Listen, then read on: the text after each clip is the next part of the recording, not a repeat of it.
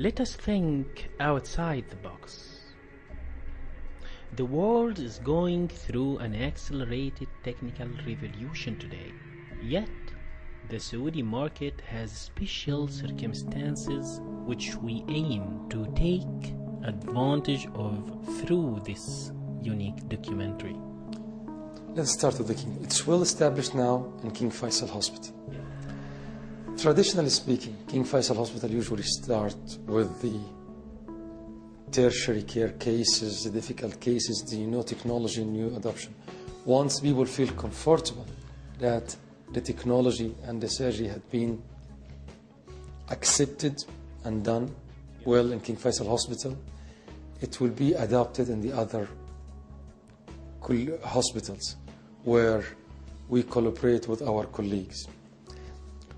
Because of the nature of HIPEC surgery being difficult, needing some skills and technical support like ICU, blood bank, etc., there is some sort of a barrier which makes our colleagues in other hospitals still think of adopting it and not adopting it fully till now.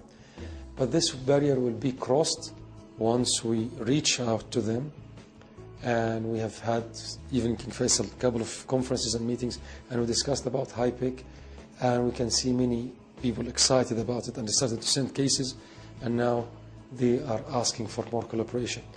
Once this virtual barrier gets broken, it will spread widely in the kingdom, inshallah. How can you see the HIPEC surgery in the region in the near future? Yes, that's a good question, and we're no different than other centers in Europe or in the United States. And you can see that HIPEC centers have proliferated very much in Europe.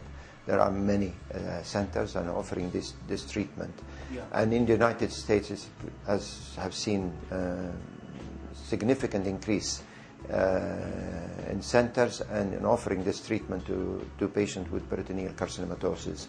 So I think we are going to be similar to other centers if we want to provide optimal and world-class care to these patients, that I can see that this service will expand tremendously in this region. Unfortunately, the number of patients in this region who are offered this treatment is small, but at least in Saudi Arabia, we have a large number of patients who are beginning to offer it in several centers in the kingdom, of which we are the largest program. But I'm very positive that this treatment will expand, and we'll see a tremendous opening of new centers and services which can offer this treatment to these patients. The objective of this documentary is to create a model for oncology center using cytoreductive surgery plus HIPEC in the region. Initially in Saudi Arabia, which is performed by local experienced medical doctors and scientists working in various institutions supporting this project, namely Covidian Company, King Faisal Specialty Hospital and Research Center in Riyadh and Jeddah, and King Fahd Hospital in Eastern region, and the Saudi Society for Uterine and Ovarian Cancer. I can extrapolate by having the experience, the international experience, and we can translate it to our experience, which seems to be going parallel, hand in hand with the international experience. A few years ago, it was rarely to talk about or to hear anything about HIPEC or cytoreductive surgery in the international conferences. Now there is a special section in every international conference, whether in North America or Europe, unless it's going to be rarely any conference without talking or dedicating a special session about HIPEC and cytoreductive surgery. Even in my last meeting in Rome, there was live surgery. You can imagine live surgery going parallel with the whole day while they are giving lectures at the same time about HIPEC. So it is going, it's increasing, it's coming there, and there is some resistance, but at the end it will fly, especially with the development of publications and reports of its success and patient acceptance and lower morbidity, and the skills being adapted by many gynecologists and oncologists. This project will be discussed by personally interviewing physicians and experts in the field and will observe highest production standard. Attention to details, strict privacy and confidentiality to provide decision makers with high quality information. Can we have registry for HIPEC? Yes, we can. Short answer.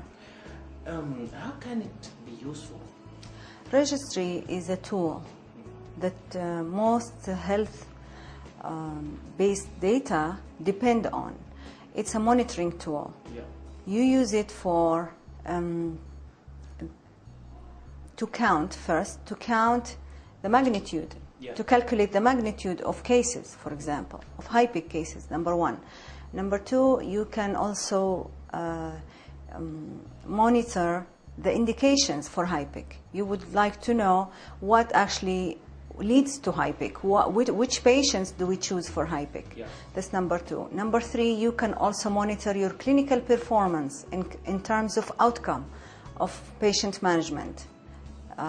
What is after the operation, what kind of complications they are going through. And that's also for service, like workflow, depending on what kind of data you're choosing for this registry. Also, how comprehensive you want to go. You can be very comprehensive and include minute details to use it as epidemiological tool as well, or you can have minimum data set. That is a decision the management or the HIPEC people should define from the beginning. It is worth mentioning that this is the first study to be presented in this field in the Middle East. In many cancer, peritoneal carcinomatosis is a common problem. For example, in colorectal disease, 15% of patients will have peritoneal carcinomatosis. And the best before the HIPEC program was prolonged chemotherapy, multiple courses of chemotherapy, but they were considered palliative, and the vast majority of the patients died. But with the introduction of the cytoreductive surgery and HIPEC, this has, in some selected patients, have altered the natural history of the disease, in that now we are talking about much prolonged survival for some of these patients and a higher percentage of cure for these patients. And this is a significant advance for colorectal cancer, particularly because there have been multiple trials, including multiple phase 3 trials, which has confirmed these facts. There are current phase 3 trials in process for ovarian cancer and gastric cancer. There is one phase 3 trial in gastric cancer which has shown significant improvement and a 5-year survival of almost 20%. For ovarian cancer, I suspect that the improvement will be quite marked once these trials prove that fact, and that would be part of the armamentarium that can be offered to these patients in the future. HIPEC and cytoreductive surgery were meant to be done and used in gynecology and oncology surgery because simply our type of our diseases needs to be resected, even if the disease is widely metastatic outside the ovary, and needs to be cytoreduced to the maximum. At the same time, it is responsive to chemotherapy. So by doing cytoreductive surgery, major cytoreductive surgery, removing all the disease in the pelvis, upper abdomen, removing, stripping out the peritoneum, parts of the liver, diaphragmatic surfaces, and then infusing chemotherapy over this long hour surgery would give the maximum benefit to the patients, whether at the primary diagnosis with advanced metastatic ovarian cancer or with recurrent cases. HIPEC surgery, although it was meant for gyne-oncology or useful, very useful for gynecological malignancies, the skills needed needs lots of training and collaboration with surgical oncology.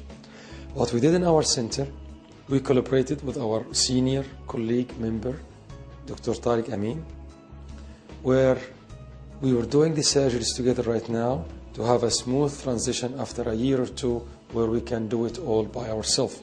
Because normally our training doesn't involve resection of liver parts or diaphragmatic stripping and so on. So we are learning this part with them. We do our part by doing the pelvic clean out or cytoreductive surgery in the pelvis and momentum, etc., and lymph nodes. And then it comes to the parts where we need our colleagues in surgical oncology. We collaborate with them, cooperate with them, and then work together till we reach a stage where we are comfortable doing all the surgery by ourselves. And this is how we gain the skills. So it needs a teamwork and dedication. Equipment utilization is by far much larger, and more equipments are used. Even the same equipment needs to be repeated and repeated several times, because the surgery, if we compare to the regular standard gynecology-oncology procedure of 2 to 3 hours, now we are comparing a surgery which might take up to 10 or 12 hours. So we go up to 3 times or to 5 times the number and amount of equipment utilized in the procedure with the HIPEC and cytoreductive surgery. We hope that the success of this project is a success to all our partners collaborating to offer this treatment modality for the betterment of our community.